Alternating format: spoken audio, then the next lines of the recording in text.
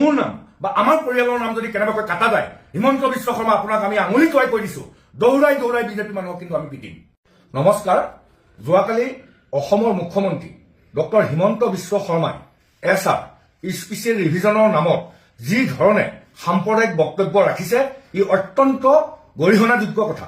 কালি মুখ্যমন্ত্ৰী ডাঙৰীয়াই কৈছে সাংবাদিকৰ প্ৰশ্নৰ উত্তৰ যে এছআৰৰ যি পুনৰীক্ষণ চলি আছে, এই পুনৰীক্ষণৰ জৰিয়তে মুছলমান মানুহলৈহে গৈছে কাগজ, হিন্দু মানুহলৈ নাই যোৱা। এই ধৰণৰ এজন মুখ্যমন্ত্ৰী, সংবিধানৰ শপত খাই মুখ্যমন্ত্ৰী হোৱা এজন মুখ্যমন্ত্ৰী, এই ধৰণৰ ফটো আমি বহুৱালি আৰু পাগলামি বন্ধ কৰক। এইখন হিন্দু ৰাষ্ট্ৰ নহয়, ভাৰত হৈছে, অসম হৈছে, আমি ধৰ্ম নিৰপেক্ষ ৰাষ্ট্ৰত বসবাস কৰা মানুহ। আজি যেনেকৈ হিন্দুৰ হৈ দালালি কৰা, যোৱা কালি পৰহিলৈকে মুছলমানৰ হৈ দালালি কৰা হিমন্ত বিশ্ব শৰ্মাই আজিৰ হিন্দুৰ দালাল হৈ গ'ল।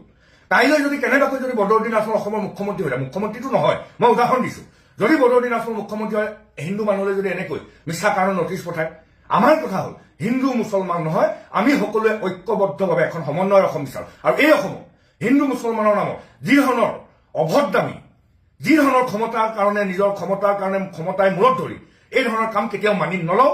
যি স্পেচিয়েল ৰিভিজনৰ নামত অন্যায় কৰিছে, বিজেপি বিৰোধী মানুহবিলাকৰ নাম কাটিছে বিজেপি দলে নিৰ্বাচন আয়োগক সম্পূৰ্ণৰূপে নিজৰ হাতৰ মুঠিলৈ আনি যি ধৰণে অগণতান্ত্ৰিক কাম কৰিছে, সেয়া কেতিয়াও মানি নলওঁ।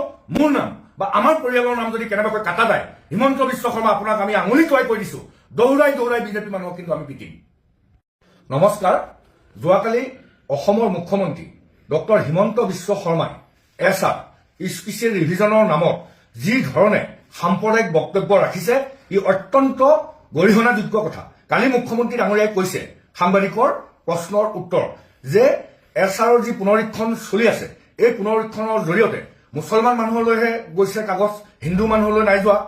এই ধৰণৰ এজন মুখ্যমন্ত্ৰী, সংবিধানৰ শপত খাই মুখ্যমন্ত্ৰী হোৱা এজন মুখ্যমন্ত্ৰী, এই ধৰণৰ ফটো আমি বহুৱালি আৰু পাগলামি বন্ধ কৰক।